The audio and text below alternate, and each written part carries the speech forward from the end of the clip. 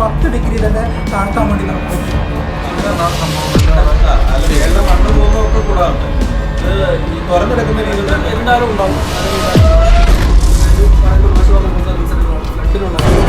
Maximum വെള്ളം അത് സംഭരിക്കാനുള്ള ഇതുണ്ട് മരങ്ങൾക്ക്. ചെറിയൊരു മഴ പെയ്ത് കഴിഞ്ഞാലും ആ മഴ പെയ്യുന്ന സമയത്ത് അവിടെ മാറി 10 മാസം പാട്ടം അല്ലെ 5 വർഷത്തിന് മാറ്റം കൊടുക്കുക. ഒരു ബെനിഫിറ്റ് ഉണ്ടാകുന്നില്ല, വ്യവസായം നടക്കുന്നില്ല. അപ്പോൾ നമുക്ക് വീട് പണിയുന്ന അങ്ങനെയൊക്കെയുള്ള ആ ലെവലിലാണ് കസ്തൂരിരംഗനെ കൊണ്ടുവന്നത്. ഇതെങ്ങനെ ഒഴിവാക്കാം, ഇത്രയും ആൾക്കാർ അഫക്ട് ചെയ്യുന്നൊരു മെഷറാണ്, ഇതെങ്ങനെ ഒഴിവാക്കാം എന്നുള്ളത് ചിന്തിക്കാൻ വേണ്ടിയിട്ടാണ് കസ്തൂരിരംഗൻ കമ്മിറ്റി കണ്ടിട്ടുണ്ടാവില്ല. മാന്തരുതെന്ന് പുള്ളി പറയുന്നുണ്ട്, പുള്ളി ചെയ്യണത് വലിയ മാന്തലാണ്.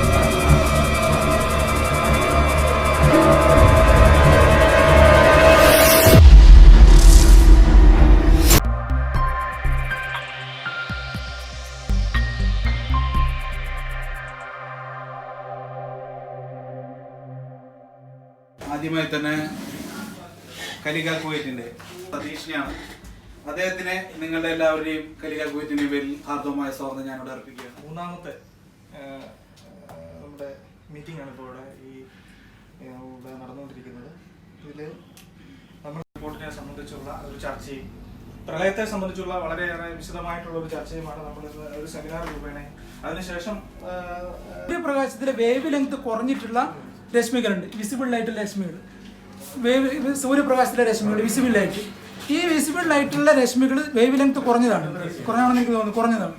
ഈ രശ്മികളിൽ നിന്നും അൾട്രാവയലറ്റ് കിരണങ്ങൾ ഉൽപ്പാദിപ്പിക്കുന്നത് കൊണ്ടാണ് വൻ ചൂട് നമുക്ക് 2 മണിക്ക് ശേഷം അനുഭവപ്പെടുന്നത്. അതുകൊണ്ടാണ് ഭൂമിക്ക് കുറെ കൂടി ഡിസ്റ്റൻസിലേക്ക് പോകുന്ന സമയത്ത് ചൂട് കുറഞ്ഞു വരുന്നത്. സത്യത്തിൽ നമ്മൾ ചിന്തിക്കേണ്ടത് സൂര്യൻ്റെ അടുത്തേക്ക് പോകുമ്പോൾ ചൂട് കൂടുതലല്ലേ വേണ്ടേ? അങ്ങനെയല്ല സംഭവിക്കുന്നത്.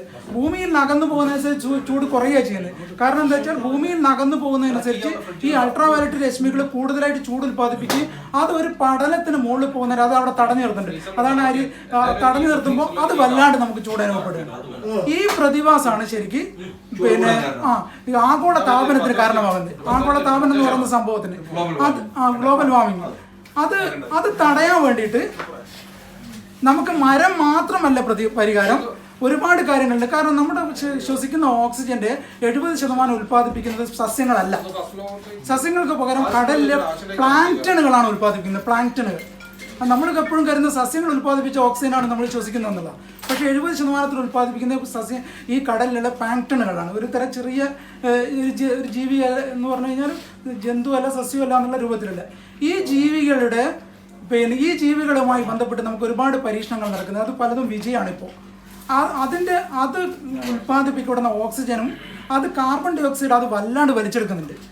അതിന് കൂടുതൽ കാർബൺ ഡൈ ഓക്സൈഡുകൾ പ്ലാങ്ക്ടണുകൾ വലിച്ചെടുക്കാൻ അവസരം വന്നു കഴിഞ്ഞാൽ നമുക്ക് ഇന്നത്തെ ചൂട് ഒരു 10 ഡിഗ്രി തന്നെ താഴ്ത്താൻ വേണ്ടി നമുക്ക് പറ്റും. അതൊരു പ്രധാന ഘടകമാണ്. അങ്ങനെ ഒരു 5ഓളം പോയിന്റുകൾ ബേസ് ചെയ്തുകൊണ്ടാണ് ലോകത്തിപ്പം പരീക്ഷണങ്ങൾ നടക്കുന്നത്. 5ഓളം പോയിന്റുകളുണ്ട്. ആ പരീക്ഷണങ്ങൾ കുറെ കൂടി വിജയിച്ചു കഴിഞ്ഞാൽ നമുക്ക് ഇവിടെ ഒരു പ്രധാന വിഷയം നമ്മൾ കാണേണ്ട കാര്യം, നമ്മൾ ഇന്ന് ജനസംഖ്യ വളരെ പ്രധാനപ്പെട്ട ഒരു ഘടകമാണ്. കേരളത്തിലെ ജനസംഖ്യ എന്ന് പറയുന്നത് ഇന്ത്യയുടെ ജനസംഖ്യയുടെ 3 ഇരട്ടിയാണ് അനുപാതത്തിൽ. 355 ഇന്ത്യ ഒരു പ്രദേശത്ത് ഇന്ത്യയിലെ ജനസംഖ്യ ഉള്ളതെങ്കിൽ ഒരു ചതുരശ്ര കിലോമീറ്ററിൽ 355 പേര് വസിക്കുന്നെങ്കിൽ കേരളത്തിൽ 800-ന് മുകളിലാണ്, 860 സംതിങ് ആണുള്ളത്. അതായത് കേരളം എന്ന് പറയുന്നത് ഇത്രയും ശ്രദ്ധിക്കപ്പെടേണ്ട കാലാവസ്ഥയുള്ള ഒരു ഭൂപ്രകൃതിയുള്ള ഒരു സ്ഥലത്ത് മിനിമം ഒരു 250 പേരെ വസിക്കാൻ പാടുള്ളൂ. നമ്മൾ കേരളത്തിലെ ജനസംഖ്യ കുറയ്ക്കാണ്ട്, അല്ലെങ്കിൽ ഈ ഏരിയയിലെ ജനസംഖ്യ പെറ്റ് കൂട്ടുന്നത് കുറയ്ക്കാതെ എന്ത് വർത്താനം പറഞ്ഞിട്ടും കാര്യമില്ല. 3 സോണായിട്ട് തിരിച്ചല്ലോ. അതിൽ ഒന്ന് അൺടച്ചബിൾ സോൺ എന്നുണ്ടെന്ന് പറഞ്ഞു. അപ്പൊ അതില് ആൾക്കാരെ ഇവാക്യുവേറ്റ് ചെയ്യാന്നുള്ളതാണല്ലോ തീരുമാനം. അപ്പൊ അതില് നമ്മളിപ്പോ ചെയ്തു വെച്ചേക്കുന്ന ഒരുപാട് നിർമ്മിതികളും കാര്യങ്ങളൊക്കെ ഉണ്ടല്ലോ. അപ്പൊ അത് എന്ത് ചെയ്യണമെന്നുള്ളതാണ് ഗാഡ്ഗിൽ പറഞ്ഞത്. അവിടെ പരിസ്ഥിതി സൗഹൃദമാക്കി വീണ്ടും തിരിച്ചു കൊണ്ടുവരണമെന്നാണോ? കാരണം പാർഷ്യലി ടച്ചബിളിൽ പറഞ്ഞു നമുക്കുള്ള എല്ലാം മെയിൻറ്റെയിൻ ചെയ്യാന്ന് പറഞ്ഞു. അപ്പൊ അതുകൊണ്ട് മറ്റെല്ലാം തകർത്ത് പാരിസ്ഥിതിക സൗഹൃദമായ കൺസ്ട്രക്ഷൻ രീതികൾ അവലംബിക്കണമെന്നാണ്. പക്ഷെ അത് അവിടുത്തെ ഇപ്പോഴുള്ള സിസ്റ്റം എന്ന് പറഞ്ഞു കഴിഞ്ഞാൽ നമ്മളിപ്പോൾ ഈ അൺടച്ചബിൾ സോണുകളിൽ വരുന്ന ഒരു ഏരിയ ആണ് നമ്മുടെ ഇടുക്കിയിലെ ഒരു ഡാമും ആ ഏരിയയൊക്കെ വരുന്നത്. ഈ ഡാം പൊളിച്ചളയെന്ന് പറഞ്ഞു കഴിഞ്ഞാൽ കേരളം ഇരുട്ടിലാവും. അതൊരിക്കലും പ്രാക്ടിക്കലി പോസിബിൾ അല്ല. അതാ പറഞ്ഞ അവിടെ നമുക്ക് ആ ഡാം പൊളിച്ചു കളഞ്ഞിട്ട് അവിടുത്തെ പരിസ്ഥിതിയെ സംരക്ഷിക്കാം എന്ന് നമ്മൾ ചിന്തിക്കുകയാണെങ്കിൽ കേരളത്തിന്റെ ഒരു എത്രയോ പെർസെന്റേജോളം ഇലക്ട്രിസിറ്റി ഉണ്ടാകുന്നത് ഇടുക്കി ഡാമിൽ നിന്നാണ്. നമ്മൾ ഇരുട്ടിലായി പോകും, നമുക്കൊരു വേറൊരു ഓപ്ഷൻ ഇല്ലാണ്ടായി പോകും. പിന്നെ അൺടച്ചബിൾ സോണിൽ പിന്നെ പറയുന്ന കൺസ്ട്രക്ഷൻ പക്ക ബയോ കൺസ്ട്രക്ഷൻസ് എന്നാണ് പുള്ളി പറയുന്നത്. അതായത് സിമെന്റ് യൂസ് ചെയ്യാതെയുള്ള കൺസ്ട്രക്ഷൻസ്. പക്ഷെ അത് നമ്മുടെ അവിടുത്തെ ക്ലൈമറ്റിന് എത്രത്തോളം പോസിബിൾ ആണെന്ന് അറിയാൻ പറ്റില്ല. തണുപ്പ് കൂടുതലുള്ള ഏരിയ ആണ് അവിടെ എല്ലാം തന്നെ. അപ്പൊ ഈ തണുപ്പ് കൂടുതലുള്ള ഏരിയയിൽ പോയി പലകയടിച്ച വീടുകളിൽ വെക്കുക എന്ന് പറയുക അല്ല, അങ്ങനെയുള്ള സിസ്റ്റം ഒന്നും പ്രാക്ടിക്കലി പോസിബിൾ അല്ല. പക്ഷെ ഒരു പാരിസ്ഥിതികവാദിയുടെ റിപ്പോർട്ട് അത് അങ്ങനെ തന്നെയാണ് വന്നത്. നേരത്തെ പറഞ്ഞ പോലെ ഗ്രാമസഭകളിൽ വരെ അത് ചർച്ച ചെയ്യണമെന്നുള്ളായിരുന്നു പുള്ളിയുടെ സജഷൻ. പക്ഷേ നമ്മുടെ രാഷ്ട്രീയ ഇന്ത്യ ചെയ്തത് എന്ന് വെച്ചാൽ അത് പാർലമെന്റിൽ പോലും മര്യാദയ്ക്ക് പബ്ലിഷ് ചെയ്യാൻ വേണ്ടി തയ്യാറായിട്ടില്ല, പബ്ലിഷ് ചെയ്തിട്ടില്ല. എന്നിട്ട് പക്ഷേ ഇവിടുത്തെ പരിസ്ഥിതിവാദികൾ അതിലെന്തുണ്ട് എന്ന് അറിയാൻ വേണ്ടി അവസാനം right to information act use ചെയ്യുകയും എന്നിട്ട് പോലും കിട്ടിയില്ല. അവസാനം അവർ കോടതിയിൽ പോയിട്ട് കോടതിയാണ് ഈ റിപ്പോർട്ട് വായിക്കുകയും ഇത്രയും നല്ലൊരു റിപ്പോർട്ടാണെങ്കിൽ എന്തുകൊണ്ട് ഇത് ജനങ്ങളുടെ മുമ്പിലേക്ക് വെച്ചുകൂടാ എന്നുള്ള ഒരു ഒപ്പീനിയൻ പറഞ്ഞതും കോടതിയാണ്. പക്ഷെ വേറൊരു കോമഡി എന്ന് പറഞ്ഞാൽ ഇപ്പോഴും പ്രളയാനന്തര സമയത്ത് പോലും ഇതിനെ വേണ്ട രീതിയിൽ ഗൗരവത്തോടെ ഇപ്പോഴും നമ്മുടെ രാഷ്ട്രീയ പാർട്ടികൾ ആരും എടുത്തിട്ടില്ല എന്നുള്ളതാണ് ഒരു സത്യം. അതെ, എന്നിട്ടും നമ്മൾ വോട്ട് ബാങ്കിനെ കുറിച്ചാണ് ചർച്ച ചെയ്യുന്നത്. ഇപ്പൊ ഇത്രയും വലിയൊരു സംഭവം ഉണ്ടായി കഴിഞ്ഞിട്ടും ഗാഡ്ഗിൽ എന്ന് പറയുന്ന ഒരു പരിസ്ഥിതിവാദി വന്നിട്ട് പറയുന്നു കൊരങ്ങൻ അല്ലെങ്കിൽ സിംഹവാലൻ കൊരങ്ങൻ അന്യം നിന്ന് പോകുന്നു, പെരുമ്പാമ്പം അന്യം നിന്ന് പോകുന്നു, ഇവനൊന്നും മനുഷ്യനെ കുറിച്ച് ചിന്തിച്ചില്ലല്ലോ എന്നാണ് പുള്ളി സംസാരിച്ചത്. അപ്പൊ ആ രീതിയിലുള്ള പൊളിറ്റിക്സ് ആണ് ഇപ്പോഴും വർക്കൗട്ട് ആവുന്നത്. പ്രാക്ടിക്കാലിറ്റി അല്ല, വോട്ട് ബാങ്ക് തന്നെയാണ് അവിടുത്തെ കാര്യം. നമ്മളിപ്പോ വോട്ട് ബാങ്ക് മാത്രം എന്ന് പറയാൻ പറ്റില്ല. അതിനകത്ത് ഒരു ചെറിയൊരു സംഭവം വന്നു കഴിഞ്ഞാൽ അതിനകത്ത് എങ്ങനെ ഞാൻ മുന്നിട്ട് നിൽക്കും, അല്ലെങ്കിൽ എന്റെ പാർട്ടിയോ അല്ലെന്നുണ്ടെങ്കിൽ ഞാൻ പ്രതിനിധാനം ചെയ്യുന്ന സ്ഥലങ്ങളിലെ ആൾക്കാര്, അല്ലെങ്കിൽ എനിക്ക് അവിടെ കുറച്ച് സ്ഥലമുണ്ട്. ഇപ്പൊ മൂന്നാറിലോ ഈ പി സി ജോർജിനെ സംബന്ധിച്ച് പുള്ളിക്ക് സ്വന്തം ഇഷ്ടം പോലെ പാറമട ഉള്ള ആളാണ്. പുള്ളിയുടെ പേരിലല്ല, മകന്റെ പേരില്ല. മകൻ എൻ്റെ കൂടെ പഠിച്ചവനാണ്. ഞങ്ങളുടെ അടുത്ത് തന്നെ ഞങ്ങളുടെ അവിടെ ഒരു നേച്ചർ സൊസൈറ്റി ഒക്കെ ഉപയോഗിച്ച് ഞങ്ങളുടെ അവിടെ തന്നെ പാറമടയ്ക്കെതിരെ സമരം കാര്യങ്ങളൊക്കെ ഉള്ളതാണ്. അപ്പൊ അതിന്റെ ബിനാമിയായിട്ട് നിൽക്കുന്നത് ഈ വ്യക്തിയാണ്. അപ്പോൾ അവരെ സംബന്ധിച്ചെന്ന് പറഞ്ഞു കഴിഞ്ഞാൽ ആ ആൾക്കാരെ അവിടെ നിന്ന് ഇറക്കി വിടുന്നതോ അല്ലെങ്കിൽ ആൾക്കാർ അവിടെ നിന്ന് മാറിപ്പോകുന്നോ വിഷയമൊന്നുമല്ല. അവര് ബൾക്കായിട്ട് ഈ ഏരിയയിലെ സ്ഥലങ്ങൾ മുഴുവൻ മേടിച്ചു വയ്ക്കും. പറയുമ്പോൾ ഈ ആൾക്കാരുടെയാണ്, സാധാരണക്കാരുടെ സ്ഥലം, പട്ടയം ഇല്ലാത്ത സ്ഥലമുണ്ട്, പട്ടയം ഉള്ള സ്ഥലമുണ്ട്. അല്ല, ഇതിൽ വേറൊരു നമ്മുടെ ഒരു ടൗൺഷിപ്പ് സെറ്റപ്പ് അല്ല. എല്ലാവർക്കും തന്നെ ഒരു 5 ഏക്കർ 10 ഏക്കറോളം സ്ഥലമുള്ള ആൾക്കാരാണ്. അപ്പൊ അവരെ ഇവാക്യുവേറ്റ് ചെയ്യുമ്പോൾ ഇപ്പൊ ഞാനിപ്പം ഒരു ഇടുക്കിക്കാരൻ കർഷകനാണെന്ന് വിചാരിക്കാം, എനിക്ക് 10 ഏക്കർ സ്ഥലമുണ്ട്, നീ ഓക്കെ നിനക്ക് ഞാൻ എറണാകുളത്ത് സ്ഥലം തരാം, നിനക്ക് 5 സെന്റ് സ്ഥലം തരാം, നീ അവിടെ പോയി താമസിച്ചെന്ന് പറഞ്ഞു കഴിഞ്ഞാൽ അയാളുടെ ലാൻഡ് വാല്യൂ വെച്ച് കാൽക്കുലേറ്റ് ചെയ്യുമ്പോഴും അയാൾക്ക് നഷ്ടമാണ്. പിന്നെ ഈ അവിടുത്തെ ഭൂമാഫിയ നല്ല രീതിയിൽ അവിടെ ഒരു പ്ലേ ചെയ്യുന്നുണ്ട്. ഈ ഭൂമാഫിയയുടെ പ്ലേ എന്താന്ന് വെച്ച് കഴിഞ്ഞാൽ ഏക്കർ കണക്കിന് ഭൂമിയുള്ള ആൾക്കാരെ അവര് സമീപിച്ചിട്ട് അവരുടെ 4 സൈഡിലുള്ള സാധനം ഇത് മൊത്തം വാങ്ങിച്ചിട്ട് ഇവർക്ക് ഒന്നും ചെയ്യാൻ പറ്റാത്ത രീതിയിലാക്കി ഇവർ വില കുറച്ച്, പരമാവധി വില കുറച്ച് ഇത് മേടിക്കുക. വില കുറച്ച് മേടിച്ചതിന് ശേഷം അവിടെ വലിയ രീതിയിലുള്ള മൈനിങ് തുടങ്ങുക. അതായത് റീസർവേ നടന്ന സമയത്ത് കേരളത്തിലെ പല മലയോരങ്ങളിലും നല്ല മണ്ണും കൃഷിയും ചെയ്തിരിക്കുന്ന സ്ഥലങ്ങള് പുറമ്പോക്കായിട്ടും ബാക്കി പാറയുള്ള സ്ഥലങ്ങള് എന്താ പറയാ നല്ല ലാൻഡായിട്ടും ഈ സർവേ റിപ്പോർട്ടിൽ വന്നിട്ടുണ്ട്. എന്തെങ്കിലും വിൽപ്പനയോ കാര്യങ്ങളോ ആയിട്ട് നമ്മൾ ഇത് ചെന്ന് കഴിയുമ്പോഴാണ് അറിയുന്നത് വിൽക്കാൻ പറ്റത്തില്ലാത്ത സ്ഥലത്താ, നിങ്ങളത് പുറമ്പോക്കാ നല്ല മണ്ണുള്ള സ്ഥലം എന്ന് പറയുന്നത്.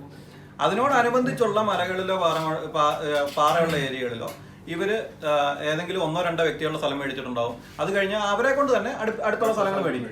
ഒരു 3-4 പേരുടെ സ്ഥലം ഇവരെ മേടിച്ചു കഴിഞ്ഞ് ഇവരെ നേരിട്ടായിരിക്കല്ല, ഈ ആൾക്കാർ ആരും ഇതിന്റെ മുൻപന്തിയിൽ വരത്തില്ല.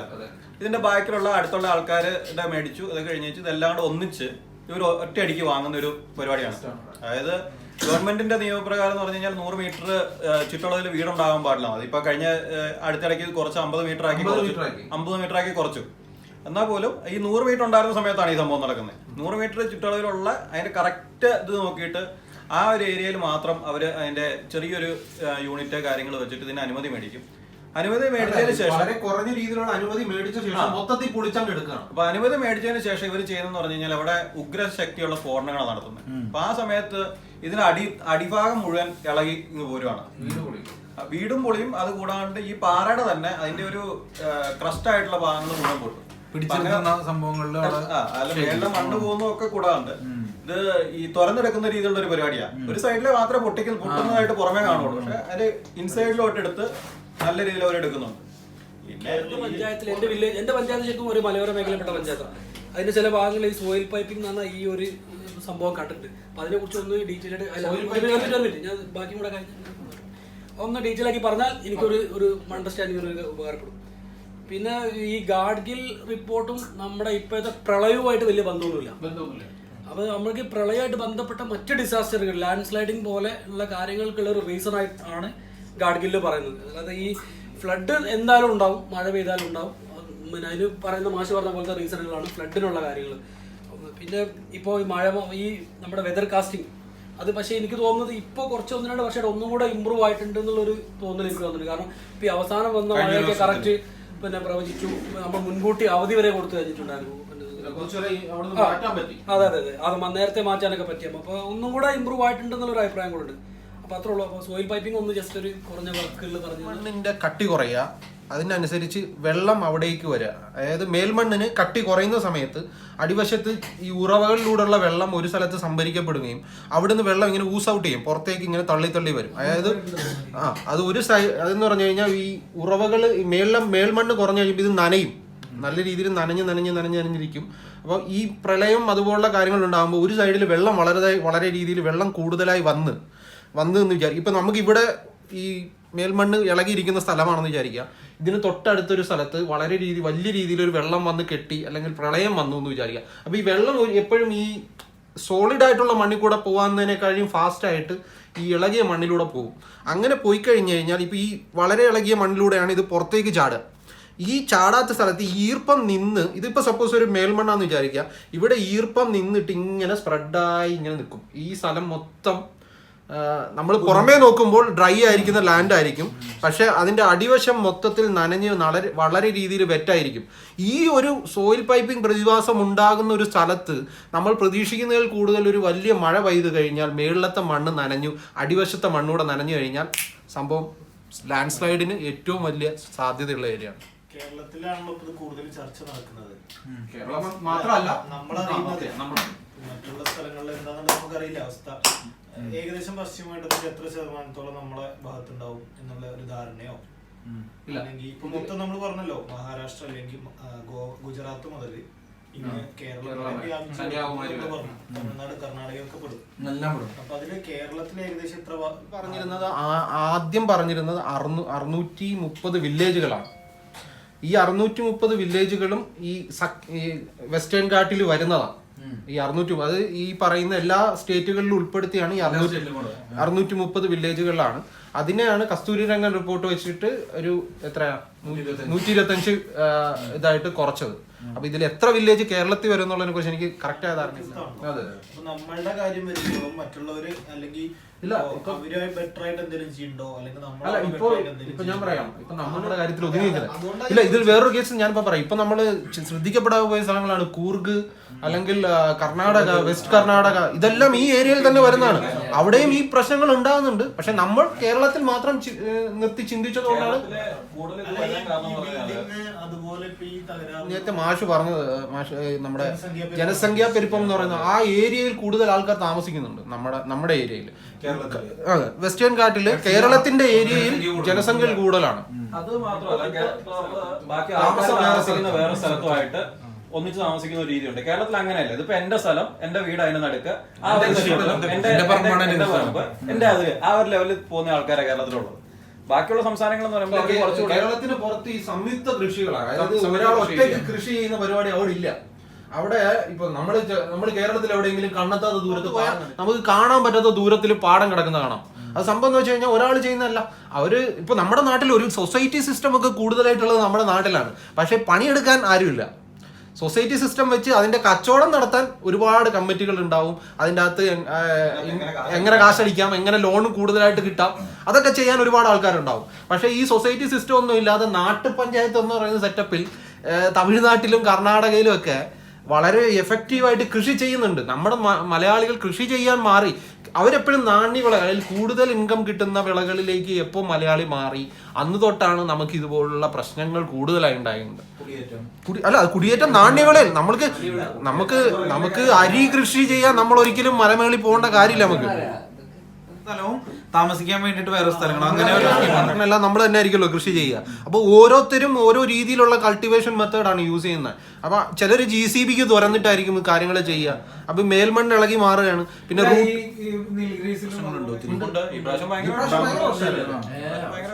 വെസ്റ്റ് കർണാടക മൊത്തത്തിൽ ഫ്ലഡഡ് ആയിരുന്നു. ഫ്ലഡഡ് അല്ല ഞാൻ ചോദിച്ചത് ഇപ്പൊ ഈ പറഞ്ഞ Landslide ഉണ്ടായി. ആക്സിഡന്റ് ഉണ്ടായിട്ട് ആൾനാശം കുറയാൻ കാരണം പറഞ്ഞാല് ആൾതാമസം കുറവാണ്, അതുകൊണ്ടാണ് ഈ കാര്യങ്ങളൊക്കെ മാറിയിട്ട് ടൂറിസം കാര്യങ്ങളിലൊക്കെ അല്ല, അവര് പ്രൊമോട്ട് ചെയ്യുന്നതും ഈ ഫാം ടൂറിസം ഒക്കെ വളരെ നല്ല രീതിയിൽ പ്രൊമോട്ട് ചെയ്യുന്നുണ്ട്. അവരുടെ ഈ ഭാഷ പറഞ്ഞ പോലെ ഫാം ടൂറിസം ഏറ്റവും നല്ലപോലെ ചെയ്യുന്നത് ഗോവൻസ് ആണ്. അവിടെ ഒരു ജൂൺ തൊട്ടെന്ന് പറഞ്ഞു കഴിഞ്ഞാൽ പിന്നെ കടൽ തീരത്തെ ഈ ഷാക്കുകളെല്ലാം പൊളിച്ച് കടൽ തീരത്ത് ഒരു പരിപാടിയില്ല. പിന്നെ അവരുടെ അടുത്ത് ടൂറിസം ഫുള്ള് ഫാമുകളിലാണ്, ഇന്റീരിയർ ഏരിയകളിലേക്കുള്ള ഫാമുകൾ കാര്യങ്ങൾ അവിടെ വെച്ചിട്ടുള്ള ടൂറിസം. അങ്ങനെയുള്ള ചിന്തകളൊന്നും നമ്മുടെ ഇതിലില്ല.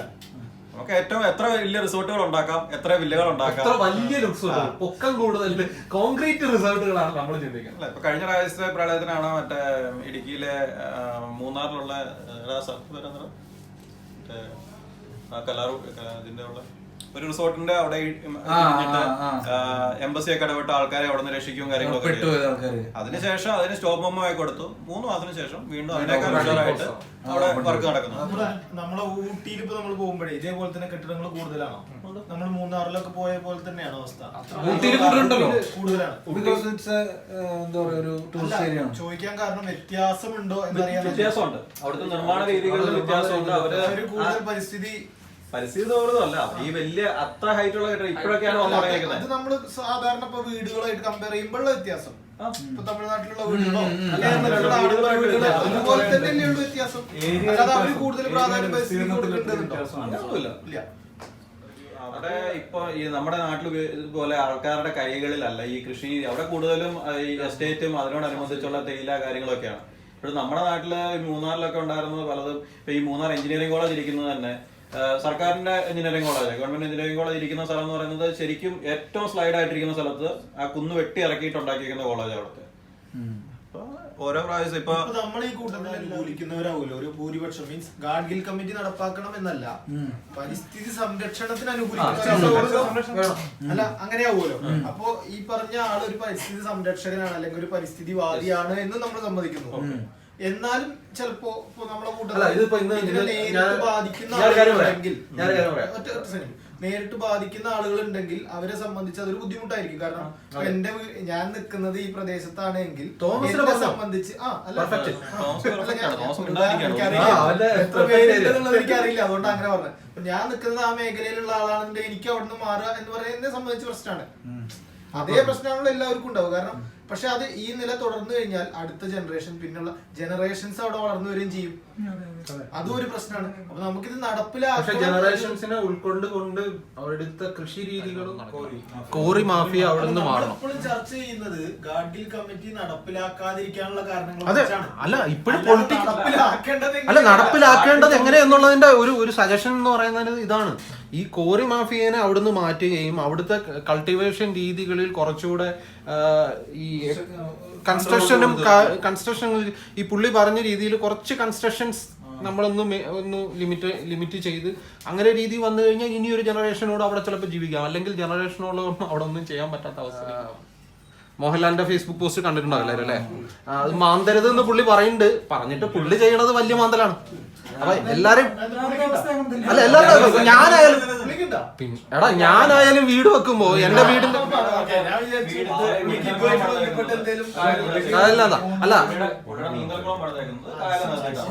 അല്ല നമ്മള് ഇപ്പൊ ഞാനായാലും ഒരു കൺസ്ട്രക്ഷൻ എനിക്കൊരു വീട് വെക്കണം എന്ന് നോക്കുമ്പോൾ ഞാൻ ആദ്യം ചിന്തിക്കുന്നത് എന്റെ ഫൗണ്ടേഷൻ എത്രത്തോളം സ്ട്രോങ് ആക്കാം, എനിക്ക് എത്ര ഫ്ലോർ മര്യാദയ്ക്ക് നിർത്താം എന്നുള്ളതായിരിക്കും. അല്ലെങ്കിൽ അവിടെ എനിക്ക് ഒരു പ്രൊഡക്ഷൻ യൂണിറ്റ് ചെയ്യാൻ പറ്റുമെങ്കിൽ ഞാൻ അതുകൂടെ ചിന്തിക്കുമായിരിക്കും. അപ്പൊ ആ രീതിയിലേക്ക് നമ്മളെല്ലാവരും പാറ അല്ലെങ്കിൽ പാറ ഇട്ടും നല്ലൊരു ബേസ്മെന്റ് ഉണ്ടാക്കിയിട്ടാണ് ഇതിനൊരു ആൾട്ടർനേറ്റ് എന്ന് കണ്ടുപിടിച്ചാൽ സംഭവം. ഇതിനായിട്ട് എന്ത് ആക്ഷനാണ് നമ്മുടെ സർക്കാർ എടുത്തിട്ടുള്ളത്? കസ്തൂരി രംഗനെ കൊണ്ടുവന്നത് ഇതെങ്ങനെ ഒഴിവാക്കാം, ഇത്രയും ആൾക്കാർ എഫക്ട് ചെയ്യുന്ന ഒരു മെഷറാണ്, അതിനെ എങ്ങനെ ഒഴിവാക്കാം എന്നുള്ളത് ചിന്തിക്കാൻ വേണ്ടിയിട്ടാണ് കസ്തൂരി രംഗൻ കമ്മിറ്റി കൊണ്ടുവന്നത്. സ്ഥലത്ത് വീട് വെക്കുകയൊക്കെ ചെയ്യുമ്പോഴത്തേക്ക് ഈ കമ്മിറ്റികളുടെ റെക്കമെൻഡേഷൻ ഉള്ള ഏരിയകളിലാണെങ്കിൽ അവർക്ക് ഇതുപോലുള്ള ഗവൺമെന്റ് ഫെസിലിറ്റീസ് ഒന്നും ഉപയോഗിക്കാൻ പറ്റാത്ത അവസ്ഥ, അവർക്ക് വീടിന് നമ്പർ വിൽക്കാൻ പറ്റില്ല, അവർക്ക് വാങ്ങാൻ പറ്റില്ല, അങ്ങനെ കുറെ പ്രശ്നങ്ങളിൽ അവിടുത്തെ ജനങ്ങൾ അനുഭവിക്കും. സോണുകളെ എന്തായാലും ഇവര് വരുത്തിയിട്ടുണ്ട്. സോണുകൾ എവിടെയൊക്കെയാണ് എവിടെയൊക്കെയാണ് എന്നുള്ള ഒരു റവന്യൂ വകുപ്പിന് ഒരു കണക്കായിട്ടുണ്ട്. അപ്പൊ ആ കണക്കിൽ പെട്ടവരൊക്കെ ഇപ്പൊ ഇതിന് വേറൊരു സംഭവം എന്ന് വെച്ചാൽ അവിടെ ചെറിയൊരു അഴിമതി അവിടുത്തെ പഞ്ചായത്ത് തലത്തിൽ നടന്നിട്ടുണ്ട്. ഇപ്പൊ എനിക്കൊരു 10 ഏക്കർ സ്ഥലമുണ്ട്, നിമീഷ് ഭായിക്ക് എന്റെ അടുത്തൊരു 10 ഏക്കർ അങ്ങനെ ഒരു സംഭവം അഴിമതി അവിടെ നടന്നിട്ടുണ്ട്. സ്ഥലം ചേഞ്ച് ചില സാധനങ്ങൾ ഇതിൽ വിശദീകരിച്ച് പറഞ്ഞെന്ന് വെച്ചാൽ ഇത് നിങ്ങൾ ഇങ്ങോട്ട് വരണ്ട, പെണ്ണിനെ പോലും ഇവിടുന്ന് എടുക്കുന്നില്ല ആൾക്കാർ. അല്ല, അത് ശരിക്കും അവിടുത്തെ ആൾക്കാരെ സ്ഥലം വെക്കുന്നില്ല, വെക്കാൻ പറ്റുന്നില്ല, തെറ്റിദ്ധരിപ്പിച്ചതാണ്. കാരണം എന്താണെന്ന് വെച്ച് കഴിഞ്ഞാല് അത് ഇറങ്ങിയ സമയത്ത് കാർഡിക്കൽ റിപ്പോർട്ട് ഇങ്ങനെ വന്നു എന്ന് പറഞ്ഞ് ആൾക്കാർ പറഞ്ഞതാണിത്. നിങ്ങൾക്കൊരു വീട് വെക്കാൻ പറ്റത്തില്ല, നിങ്ങൾക്ക് കൃഷി ചെയ്യാൻ പറ്റത്തില്ല. പക്ഷെ കൃഷി ഇങ്ങനെയാണല്ല, ജനങ്ങളിലോട്ട് പൊളിറ്റിക്കലി അത് യൂസ് ചെയ്തത് അങ്ങനെയാണ്. അതായത് നിങ്ങൾക്ക് ഇവിടെ ഇതൊന്നും ചെയ്യാൻ പാടില്ല, നിങ്ങളെല്ലാം ഇവിടുന്ന് ഇറക്കി വിടും. ഇത് സോൺ, അതായത് റെഡ് വ്യവസായങ്ങൾ, അതായത് രാസവളം ഉപയോഗിച്ചുള്ള ചെയ്യാൻ പാടില്ല. അങ്ങനെ അത് പൊളിറ്റിക്കലി ഭയങ്കരമായിട്ട് യൂട്ടിലൈസ് ചെയ്തു. കപ്പ ഇടാൻ പറ്റില്ല എന്ന് പറഞ്ഞു കഴിയുമ്പോ അത്രയും പോലും ചെറിയ കൃഷി പോലും ചെയ്യാൻ പറ്റില്ല എന്ന് പറയുന്നത്. മണ്ണില് തൊടാൻ പാടില്ല, ചെയ്യാൻ പാടില്ല. പുതിയ കൺസ്ട്രക്ഷൻസ് ഒക്കെ വരുന്ന സമയത്ത് നമുക്കതിപ്പോ നാച്ചുറൽ ആയിട്ട് ഈ വീടിന്റെ ഉമ്മറത്തൊക്കെ ടൈലിടല്, അതുപോലെ തന്നെ കരിങ്കല്ലിടലൊക്കെ ഉണ്ടല്ലോ, അതും തമ്മിലുള്ള ഇന്റർലോക്കുകൾ മണ്ണിലേക്ക് വെള്ളം ഇറങ്ങുന്ന സംഭരണി ഉണ്ടാക്കാൻ പാടില്ല എന്ന് പറയണ ഗാഡ്ഗിൽ റിപ്പോർട്ടിൽ പറയുന്നുണ്ട്. എന്താണ് മഴക്കുഴികൾ നിർമ്മിക്കരുതെന്നാണ്. മഴക്കുഴികൾ നിർമ്മിക്കരുതെന്നാ പറയുന്നത്. അതില് വിരോധാഭാസമുണ്ട്. കാരണം ഈ പഞ്ചായത്തുകൾ എത്രയോ പൈസ വെച്ച് കൊടുക്കുന്നു. മഴക്കുഴി എന്ന് പറഞ്ഞാൽ ഈ മറ്റേ ബോർവെല്ല് ഉപയോഗിക്കാൻ പാടില്ല എന്നൊരു ഗാഡ്ഗിൽ ആ ഏരിയ, ആ പറഞ്ഞ ഏരിയകളിൽ ബോർവെല്ല് പാടില്ല എന്ന് പറഞ്ഞു.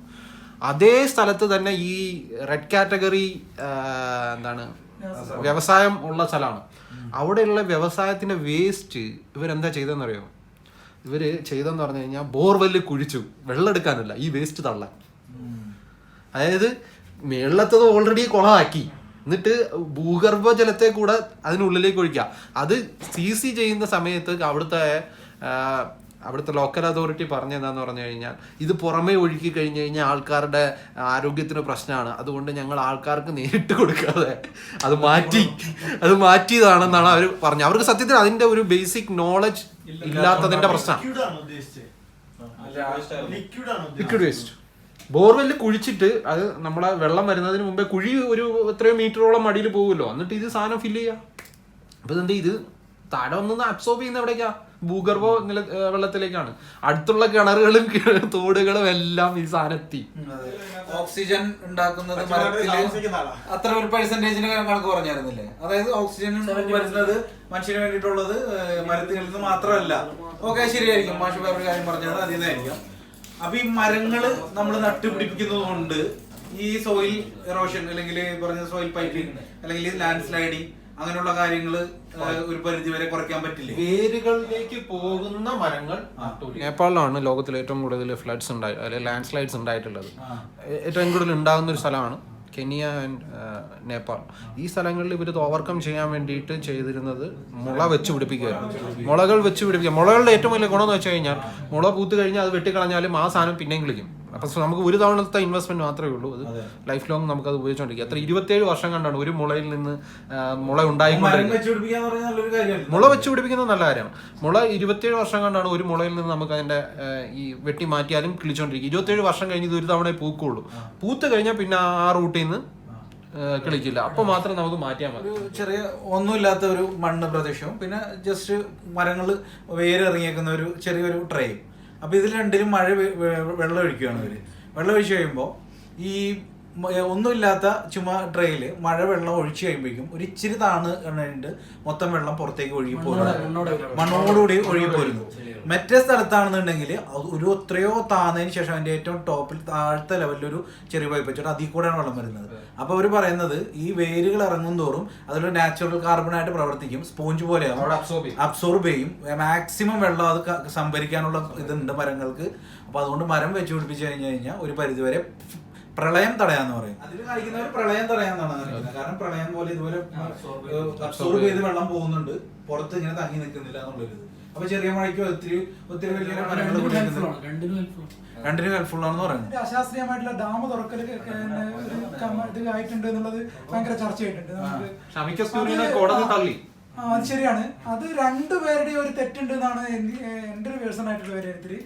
രണ്ടുപേർക്ക് ഒന്നും ചെയ്യാൻ പറ്റാത്ത അവസ്ഥയാണ് ഞാൻ നേരത്തെ പറഞ്ഞതുപോലെ.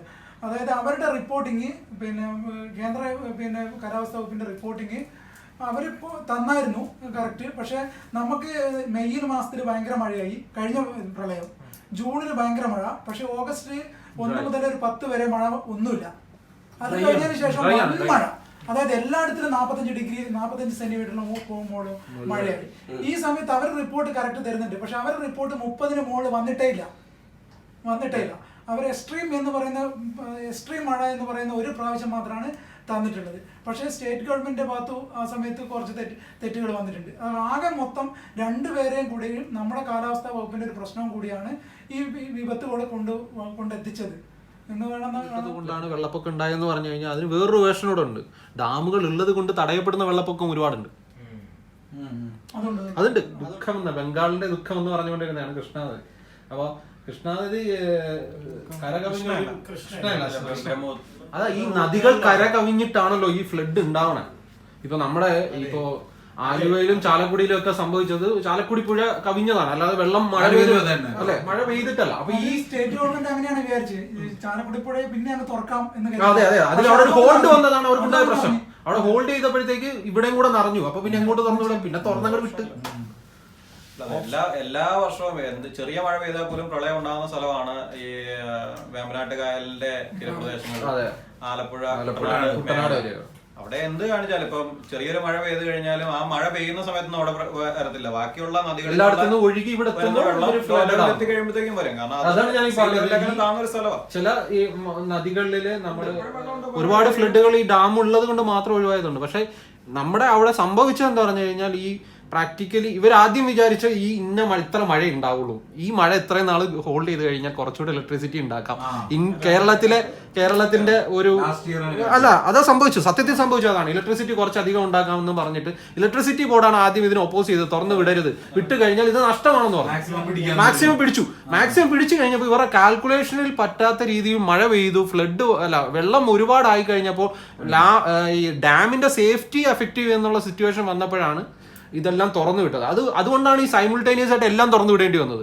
ഇല്ല, നമ്മളത് ഒരു മുൻകൂട്ടി കണ്ട് നമുക്ക് ഇത്ര മഴ പെയ്യുമെന്നൊരു കറക്റ്റ് ധാരണ ഉണ്ടായിരുന്നെങ്കിൽ നമുക്ക് 1 by 1 ആയിട്ട് പതുക്കെ തുറന്നു വിട്ട് സെറ്റിൽ ചെയ്യാമായിരുന്നു. ഇതിപ്പോ ആ ധാരണ ഇല്ലാത്തത് കൊണ്ട് സംഭവിച്ചൊരു പറഞ്ഞ പോലെ ഡാമുകൾ ഉള്ളത് കൊണ്ട് വെള്ളപ്പൊക്കം തടഞ്ഞു എന്ന് പറയുന്നതിനോടാണ് എനിക്ക് യോജിക്കാൻ ബുദ്ധിമുട്ട്.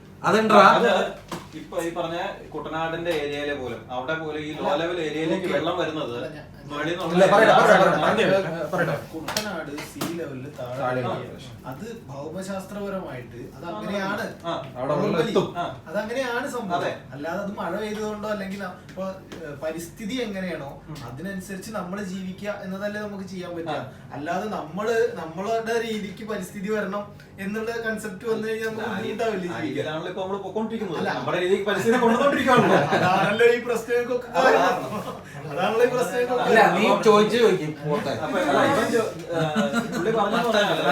ഈ പറഞ്ഞ വെള്ളപ്പൊക്കം ഉണ്ടാകുന്ന ഏരിയയിലല്ല ഈ ഡാം ഉണ്ടാക്കിയത്. അതിന്റെ ഏറ്റവും ഹയർ ഏരിയയില്, അതായത് പല നദികൾ ഒന്നിച്ചു ചേർന്ന് വന്നു കഴിയുമ്പോഴാണ് ഈ ഏറ്റവും ലോ ലെവൽ ഏരിയയിൽ വരുമ്പോൾ ഇത്രയും വെള്ളം വരികയും അവിടെ ഭയങ്കരമായിട്ട് വെള്ളപ്പൊക്കം ഉണ്ടാവുകയും.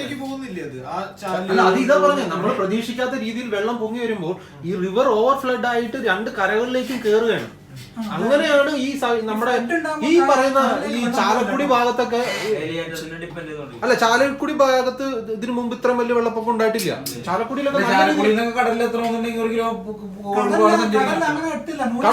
കടലിന് വേറെ പ്രശ്നമുണ്ട്. കടലിന് വേലിയേറ്റം ഉണ്ട്, വേലിയിറക്കമുണ്ട്. ഈ വേലിയേറ്റം ഉള്ള സമയത്ത് കടലിൽ നിന്ന് വെള്ളം കരയിലേക്ക് കയറാം. ഇങ്ങോട്ടായിരിക്കും ഇൻഫ്ലേഷൻ. അപ്പൊ ഇങ്ങോട്ട് വെള്ളം തള്ളുന്ന ഇതിന്റെ പ്രഷർ ഇങ്ങോട്ടായതുകൊണ്ട് വെള്ളം കടലിലേക്ക് പോകാതെ അത് അവിടെ ഇങ്ങനെ നിന്ന് ബൾജാവും, ഇങ്ങനെ പൊങ്ങും. അങ്ങനെയാണ് ഈ പ്രശ്നം ഉണ്ടാകുന്നത്. അപ്പൊ അത് കെട്ടി വെച്ച് കഴിഞ്ഞാൽ മലയുടെ ഹൈറ്റുള്ളവരെ വരെ നമുക്ക് വെള്ളം തടഞ്ഞു നിർത്താലോ.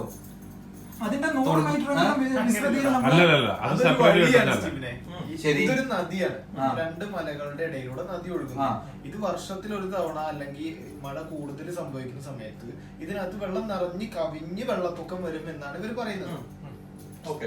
വെള്ളം നദിയിലൂടെ ഒഴുകുമ്പോ അത് തടയും ഡാം കെട്ടിയിട്ട് എന്നുള്ളതാണ്. അല്ല, ഞാൻ പറയട്ടെ, ഞാനിപ്പോ പറഞ്ഞുതരാം.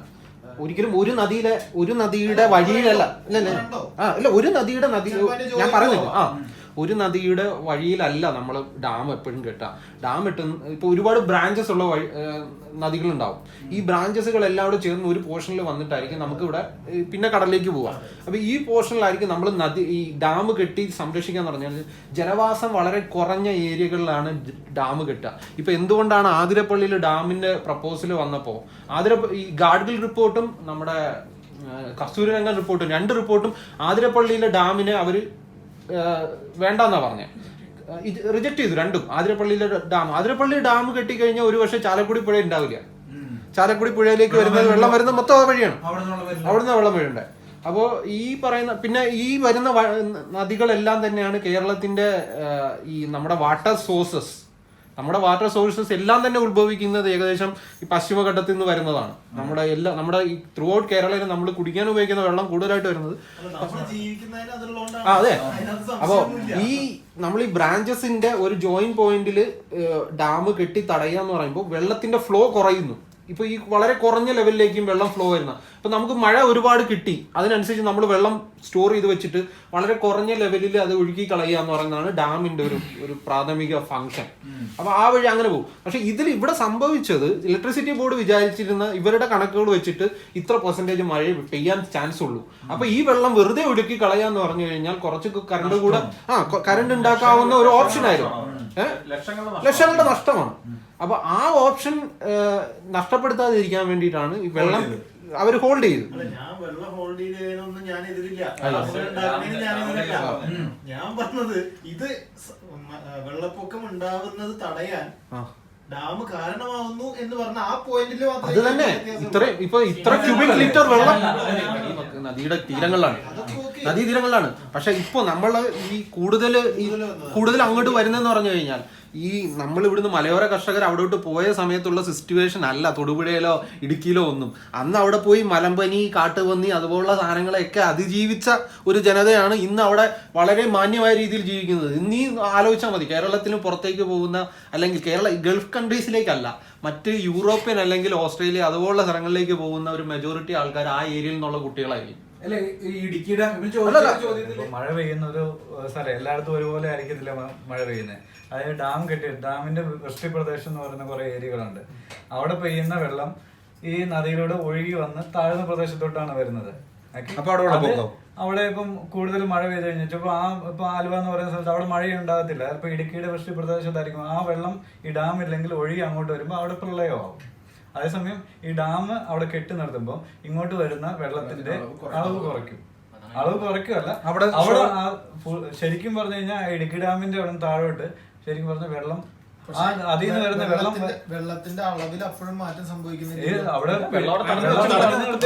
ഈ തടഞ്ഞു നിർത്തുക എന്ന് പറയുന്നത് ഈ വെള്ളപ്പൊക്കം വരുന്ന ഏരിയയിൽ വരുന്ന അതേ ഏരിയ വെള്ളം അല്ലെങ്കിൽ അതേ ഏരിയ അവിടെ കവർ ചെയ്യല്ലേ? അതെന്തുകൊണ്ട് വന്നു അങ്ങനെ? അത് മലയോരല്ലേ? ഒരു മിനിറ്റ്. അപ്പൊ നമ്മൾ ഈ വെള്ളം സ്വാഭാവികമായിട്ട് ഇത് പോവുകയാണെന്ന് ഈ സാധാരണ എങ്ങനെയാണ് ഒഴുകുന്നത്, അത് ഒഴുകുമ്പോ സ്വാഭാവികമായിട്ട് ഇവിടെ ജനവാസം ഉണ്ടാവില്ല. നമ്മളിത് കെട്ടുന്നത് കൊണ്ടാണ് ഇതിന്റെ ഒഴുക്ക് വരുന്ന. ഇടുക്കി ഡാമിന്റെ ഒക്കെ സ്ട്രക്ചർ അങ്ങനെയൊന്നല്ലോ, അത് ജനവാസം അങ്ങനെയായിരിക്കും. പക്ഷെ ഇടുക്കി ഡാമിന്റെ അതൊരു വലിയൊരു ടാങ്ക് ആണെന്നല്ലേ ഉള്ളൂ, അതുപോലത്തെ ഒരു സ്ട്രക്ചറാണ് അതിന്റെ. ഒരു ഗ്രാമം മുഴുവനായിട്ട് മുങ്ങിപ്പോയത് ഡാം ഉണ്ടാക്കുമ്പോ ഈ വെള്ളം വരുന്നത് ഇപ്പൊ സ്വാഭാവികമായിട്ട് ഡാം ഇല്ല എന്ന് വെക്കും. ഒരു സ്ഥലത്ത് ഡാം ഇല്ല, ആദ്യം എങ്ങനെയാണോ ഉണ്ടാകുന്നത് ആ സ്ഥലത്തൂടെ സ്വാഭാവിക ഒഴുക്കിൽ വെള്ളം ഒഴുകുകയാണ്. അപ്പൊ അത് നമ്മളൊരു അപ്പൊ എല്ലാ വർഷവും വെള്ളപ്പൊക്കം ഉണ്ടാകുന്ന അല്ലെങ്കിൽ താഴ്ന്ന ഭാഗങ്ങളിൽ അതിന്റെ നാച്ചുറാണ്. വെള്ളം മഴ പെയ്തു കഴിഞ്ഞാൽ വെള്ളം കയറും എന്നുള്ള അതിന്റെ സ്വാഭാവികതയാണ്. അപ്പൊ നമ്മൾ അത് തടഞ്ഞു നിർത്തിയിട്ട് ഇവിടെ ഇത് സംരക്ഷിക്കാൻ കാരണമാകുന്നു എന്നാണല്ലോ നമ്മളെ വാദം. അതേ മഴവെള്ളം അപ്പുറത്ത് സംഭരിക്കപ്പെടുമ്പോ അവിടെയും അതേ പ്ലേസ് കവർ ആവുന്നുണ്ട് വെള്ളം കൊണ്ട്. പിന്നെ വെള്ളപ്പൊക്കത്ത് തടയുന്നു എന്ന് പറയുമ്പോൾ ഒരു പ്ലേസ് അതിന്റെ ബെനിഫിറ്റ്സ് അന്വേഷിക്കും. ബെനിഫിറ്റ്സ് ഓക്കെ, അതിന് വേണ്ടിയിട്ടാണല്ലോ ഡാം ഇങ്ങനെയാണോ ഇവിടെ ഇങ്ങനെ വെള്ളം സംഭരിച്ചു വെക്കണോ നല്ലത്? അല്ല, ഇതില് വേറെ കേസ് ഈ വെള്ളം ഇപ്പൊ പിന്നെ നമുക്ക് ജലസേചനത്തിനില്ല വെള്ളം, ഇലക്ട്രിസിറ്റിക്കില്ല വെള്ളം, ഒന്നിനും വെള്ളമില്ല.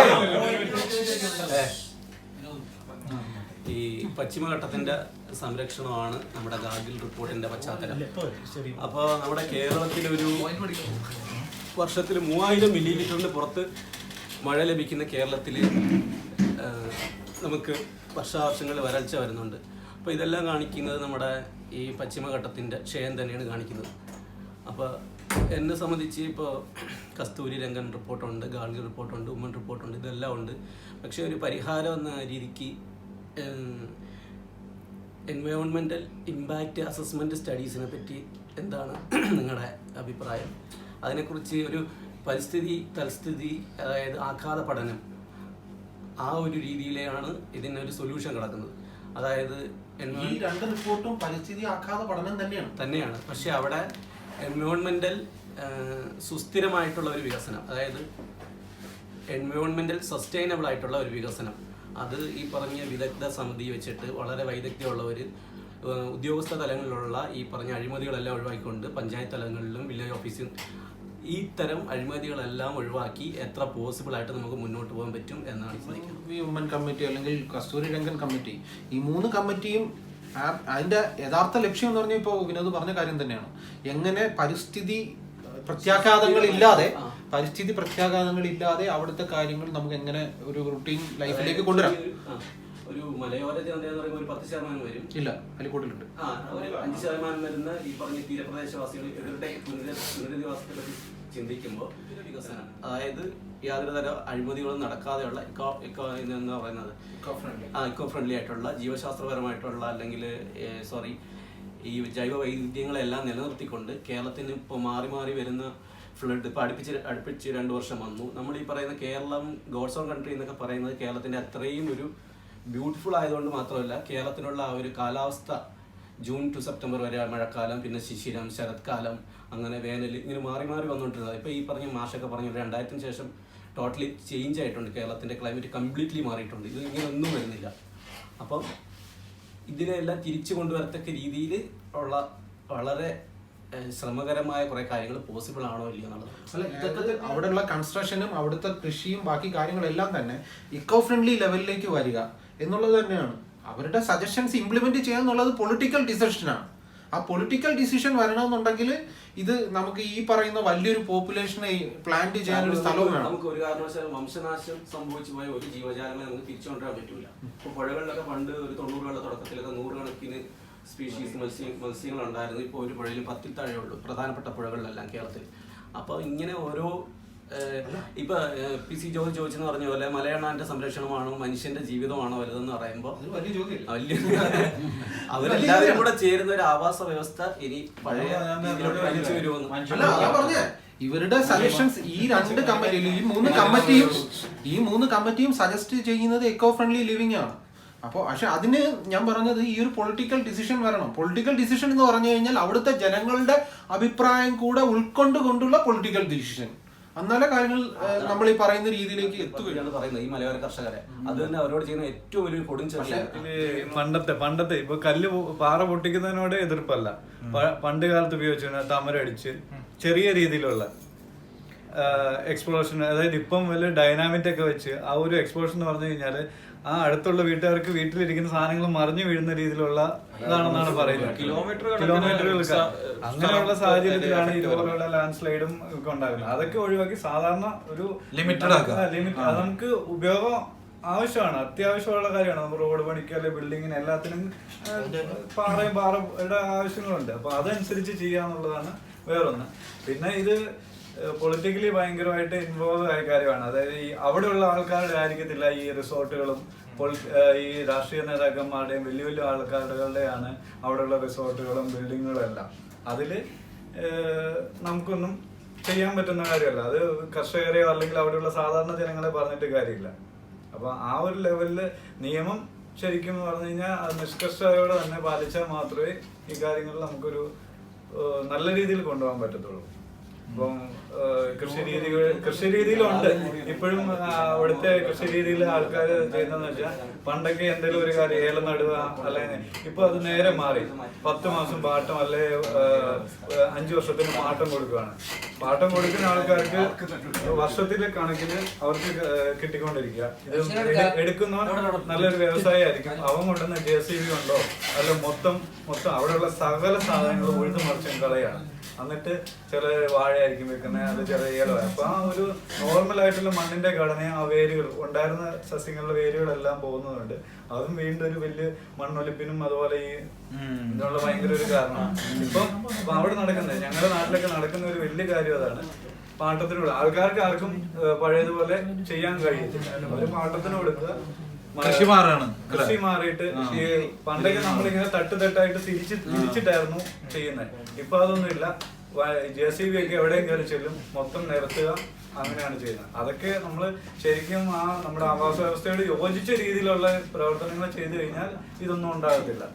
പൂർവികരായിട്ട് തന്നെ ഇവിടെ പ്രകൃതിയെ നശിപ്പിച്ചുകൊണ്ട് തന്നെയാണ് മുന്നോട്ട് പോയിട്ടുള്ളത്. നമ്മളെ പൂർവികരെല്ലാവരും അങ്ങനെ തന്നെ പോയിട്ടില്ല. നമ്മളെ അച്ഛന്മാരെല്ലാവരും അങ്ങനെ തന്നെ പോയിട്ടുള്ളത്.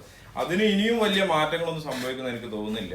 പക്ഷെ അതിൽ നമുക്ക് ചെയ്യാൻ പറ്റുന്ന ഒരു കാര്യം അന്നത്തെ പോലെയല്ല. ഇന്ന് ഒരുപാട് ഇൻസ്ട്രുമെന്റ്സും ഒരുപാട് മെഷീനറീസും വന്നതോടുകൂടി മൊത്തത്തിൽ ഇപ്പൊ ഒരു പാറ തുരക്കാന്നുണ്ടെങ്കിൽ മുന്നേ അങ്ങനെയായിരുന്നല്ലോ. ഒരു സൈഡ് എന്തെങ്കിലും ചെത്തി അവർ അടുത്ത ഏരിയയിലേക്ക് മാറി അങ്ങനെ പല ഘട്ടമായിട്ട് അത് ചെയ്തുകൊണ്ടിരുന്നത്. ഇപ്പൊ അതല്ല. ഒരു പാറ കരാറെടുത്ത് കഴിഞ്ഞാൽ ആ പാറ മൊത്തം 2 ദിവസം കൊണ്ട് അടിച്ച് പൊളിച്ച് തകർത്തിട്ട് അടുത്ത പാറ പൊളിക്കാൻ വേണ്ടി ഇവര് നമ്മുടെ ഇത് ചെയ്യണം. നമ്മുടെ സിസ്റ്റം അങ്ങനെ മാറിയിരിക്കുകയാണ്. അതിലെന്തെങ്കിലും കാര്യമായ മാറ്റങ്ങൾ വന്നു കഴിഞ്ഞാൽ മാത്രമേ നമുക്ക് ഇതിന്റെ അതെ വേറൊരു ഓപ്ഷൻ ഇല്ല എന്നുള്ളത് ശരി തന്നെയാണ്. എന്നാലും അതിന്റെ ഇത് കുറക്കാന്നുള്ളതിനുള്ളൂ. പിന്നെ രണ്ടാമതൊരു കാര്യം എനിക്ക് തോന്നിയിട്ടുള്ള പോലെ പുതിയ വീടുകൾ വെക്കുന്നത്. ഇപ്പൊ നമ്മളെ നാട്ടില് നമ്മളിപ്പോ എന്തായാലും ഇപ്പൊ ഒരു വീട്ടിൽ ഒരു 5 പേരുണ്ടെങ്കിൽ നമ്മൾ ബ്രദേഴ്സ് ആണെങ്കിൽ അവർ പുതിയ വീടുകൾ വെച്ചു. ഈ പുതിയ വീടുകൾ വെക്കുന്നതിന്റെ സിസ്റ്റം ഒന്ന് മാറ്റിയിട്ട് അതിനു വേണ്ടി ഒരു പ്രത്യേക ഏരിയയിലേക്ക് അവരെന്തായാലും ഒരു ഏരിയയിൽ നിന്ന് തൊട്ടടുത്ത ഒരു 10-20 കിലോമീറ്റർ ചുറ്റളവിൽ പരമാവധി അടുത്ത് തന്നെ അവർ വെക്കാൻ ശ്രമിക്കുന്നത്. ഇതിനെ മാറ്റിയിട്ട് ഇതുപോലുള്ള ഫ്ലാറ്റുകളോ അങ്ങനെയുള്ള ഒരു സംവിധാനത്തിലേക്ക് അല്ലെങ്കിൽ ഈ പ്രകൃതിക്ക് ദോഷമല്ലാത്ത ഒരു പ്രത്യേക തരം ഏരിയ അവർ പറയുന്നുണ്ട്. ആ ഏരിയകളിലേക്ക് മാറ്റുകയാണെങ്കിൽ പുതിയ വെക്കുന്ന വീടുകൾ ഇതുവരെയുള്ളത് നമ്മൾ പൊളിച്ചു കളഞ്ഞ് ഉണ്ടാക്കുന്നതിന് പകരമായി ഇനിയും ഓരോ ദിവസവും ലക്ഷക്കണക്കിന് വീടുകൾ പണി കഴിച്ചുകൊണ്ടിരിക്കുകയാണ്. അപ്പൊ ഇതിനെ നമുക്ക് എന്ത് ചെയ്യാൻ പറ്റും?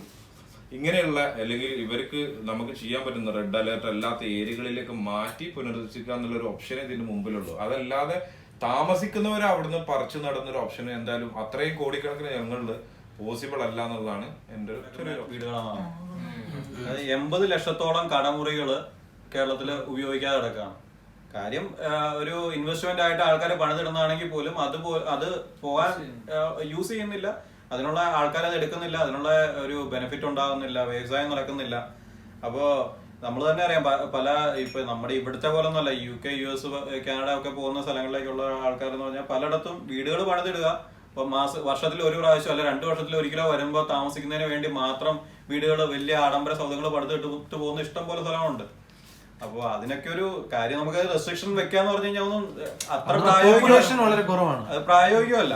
അതല്ല പറഞ്ഞ അവിടെ പോയേക്കുന്ന നമ്മുടെ ആൾക്കാർ ഇവിടെ പണിതിട്ടേക്കാണ്. ഇപ്പൊ ഞങ്ങളുടെയൊക്കെ ഏരിയയിലൊക്കെ ഉള്ള ഞങ്ങളുടെ ഏരിയയിലൊക്കെ എന്ന് പറഞ്ഞു കഴിഞ്ഞാല് ആ പഞ്ചായത്തില് ഉള്ള ജനസംഖ്യയുടെ പകുതി ആൾക്കാരും പുറത്ത് ഉള്ള ആൾക്കാരാണ്. അപ്പൊ അങ്ങനെയുള്ള പല വീടുകളും വീട് പണിതിട്ട് വാടകയ്ക്ക് പോലും കൊടുക്കുന്നില്ല. അതിപ്പോ വേറെ ആൾക്ക് കൊടുത്തു കഴിഞ്ഞാൽ അവൻ എങ്ങനെ നോക്കുന്നുള്ളത് കൊണ്ട് അതുപോലും ചെയ്യുന്നില്ലാതെ ഇട്ടേക്കുന്ന ഒത്തിരി സ്ഥലങ്ങളുണ്ട്. സർക്കാർ പോലും പല പ്രാവശ്യം മുൻകൈ എടുത്ത് അതിന് തടയിടാനോ അങ്ങനെയുള്ള വീടുകൾ വാടകയ്ക്ക് കൊടുക്കണം അല്ലെങ്കിൽ സർക്കാർ ഏറ്റെടുത്ത് വാടകയ്ക്ക് കൊടുക്കും എന്നൊക്കെ പറഞ്ഞു. നടപടിയുള്ള കാര്യമൊന്നുമല്ല. എങ്കിൽ പോലും ഇപ്പൊ മറ്റുള്ള ഒരാൾ ഉണ്ടാക്കിയേക്കുന്നതൊക്കെ കൂടുതൽ അതിലും വലിയൊരു സൗധം ഞാൻ ഉണ്ടാക്കുന്നു എന്ന് കാണിക്കാൻ വേണ്ടിയിട്ട് പോഷ് കാണിക്കാൻ വേണ്ടിയിട്ട് ചെയ്യുന്ന ഒത്തിരി പരിപാടികളുണ്ട്. അപ്പോ അങ്ങനെയുള്ളത് വരുമ്പോഴത്തേക്കും പ്രകൃതിയിലേക്കുള്ള ചൂഷണം കൂടുകയാണ്. അത്രയും വലിയ ഇത് വരുമ്പോഴത്തേക്കും. അപ്പൊ അതിനൊക്കെയുള്ള കുറച്ച് റെസ്ട്രിക്ഷൻസ് സർക്കാരിന്റെ ഭാഗത്തുനിന്ന് ഉണ്ടായി കഴിഞ്ഞാലേ ഉള്ളൂ ഇങ്ങനെയുള്ള ഈ പ്രകൃതിയിലേക്കുള്ള ചൂഷണം കുറയുള്ളൂ എന്നാണ് എന്റെ ഒരു നമുക്ക് നല്ലൊരു കാണാണ് ഉറപ്പല്ലേ. നമുക്ക് ഉള്ളൊരു വീട് പണിയുക പിന്നെ കാറ് അങ്ങനെയൊക്കെയുള്ള ആ ഒരു ലെവലിലാണ് നമ്മുടെ ചിന്താഗതി. ഇൻഡിവിജ്വൽ ഹൗസിംഗ് ലോണ് ജനസാന്ദ്രത വെച്ച് ഏറ്റവും കൂടുതൽ കൊടുത്തേക്കുന്ന കേരളത്തിലാണ്. ഇന്ന് പോലും ഇതിന്റെ കാര്യത്തെ കുറിച്ചുള്ള പലിശ നിരക്ക് കുറയ്ക്കുന്നൊക്കെ പറഞ്ഞു കഴിഞ്ഞപ്പോൾ നമ്മുടെ ചാനലുകൾ പോലെ ഏറ്റവും കൂടുതൽ നടക്കുന്ന കേരളത്തിലെ ജനങ്ങൾക്ക് ഭയങ്കര ആശ്വാസമാണ് എന്ന് പറഞ്ഞിട്ടുള്ള ഒരു റിപ്പോർട്ടാണ്. കാരണം ഏറ്റവും കൂടുതൽ വായ്പ എടുത്തേക്കുന്ന നമ്മുടെ ആൾക്കാരാണ്. ഹൗസിംഗ് ലോൺ എടുത്തേക്കും. കഴിഞ്ഞ ആഴ്ച പറഞ്ഞിരുന്നു ഓരോരോ സാഹചര്യങ്ങൾ. അപ്പോൾ വന്ന് നല്ലൊരു എഫക്റ്റീവ് ആയിട്ടുള്ള ഒരു ചർച്ച, ഒരു ക്ലാസ് കാര്യങ്ങൾ സംവദിക്കാൻ സാധിച്ചു. സംവദിക്കുന്നതിനേക്കാൾ കൂടുതൽ നമ്മൾ സംവദിക്കുകയായിരുന്നു. നമ്മളതിനെ എല്ലാവരും ഇൻവോൾവ് ആയിട്ട്. അപ്പൊ ഇങ്ങനെ ഒരു സൗഹൃദ കൂട്ടായ്മ ഇങ്ങനെ തന്നെ നല്ല രീതിയിൽ കൊണ്ടുപോവുക. അപ്പോൾ ആദ്യമായിട്ട് ഇതിന്റെ പിന്നിൽ പ്രവർത്തിച്ച എല്ലാവർക്കും എൻ്റെ ഒരു നന്ദി ആദ്യമേ അറിയിക്കുകയാണ്. അതിനുശേഷം ഇന്നത്തെ അധ്യക്ഷൻ സതീഷിനുള്ള നന്ദി അറിയിക്കുന്നു. നമ്മളൊക്കെ നല്ലൊരു ക്ലാസ് നൽകിയ ദീപ്തീഷിനുള്ള നന്ദി എല്ലാവരുടെയും പേരിൽ ഞാൻ അറിയിക്കുകയാണ്. പിന്നെ ഇവിടെ ചർച്ചയിൽ സജീവമായി പങ്കെടുത്ത എല്ലാവർക്കും, അതിന് വേണ്ട സജ്ജീകരണങ്ങൾ ചെയ്തു തന്ന റൂമിലെ ആളുകള്, പിന്നെ അതിനോട് സഹകരിച്ച് ചായ കാര്യങ്ങളൊക്കെ സ്പോൺസർ ചെയ്യുകയും നൽകുകയും ചെയ്ത ആളുകള്, അവർക്ക് എല്ലാവർക്കും ഉള്ള നന്ദി. അതെ, ലോഗോ, നല്ലൊരു ലോഗോ ഡിസൈൻ ചെയ്ത് നമുക്ക് വേണ്ടി അവതരിപ്പിച്ച് അതിന്റെ ഒരു എക്സ്പ്ലനേഷൻ സഹിതം തന്ന നമ്മുടെ PC-ക്കുള്ള പ്രത്യേക നന്ദി. അപ്പോൾ എല്ലാവരോടും നന്ദി അറിയിച്ചുകൊണ്ട് നിർത്തുന്നു. Good night.